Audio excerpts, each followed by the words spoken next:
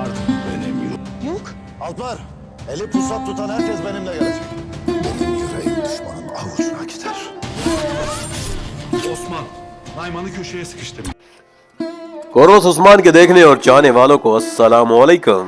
नाज़रीन, इस दफा की किस्त में कोई ऐसी बड़ी कामयाबी तो उस्मान बे को नहीं मिली सिवाय इसके कि वो निकोला और नायमान के जाल से निकल आए। इस किस्त में जे कुथाई की शादी तो हो गई, उस्मान सुल्ताना और अलाउद्दीन की भी कोई किरदार नजर नहीं आया। उनका किरदार भी खत्म ही लग रहा है।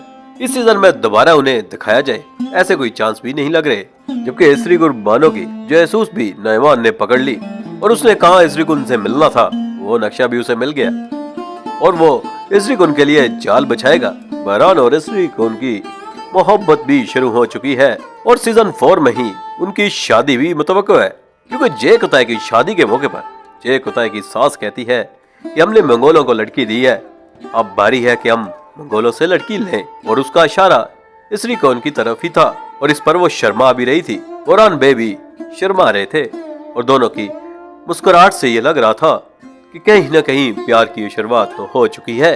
जब इसरी कौन अपनी जासूस से मिलने जाती है तो बहरान बे भी उनके साथ जाते हैं। जहाँ दोनों की इस लड़ाई में एक्शन था, वहाँ इसरी कौन और बहरान बे की मोहब्बत भी नजर आ रही थी। बहरान बे मालूम खातून को भी पैगाम भेज के मदद के लिए बुलाएगा और बहंदर बे भी पूरी तरह बदल चुके हैं।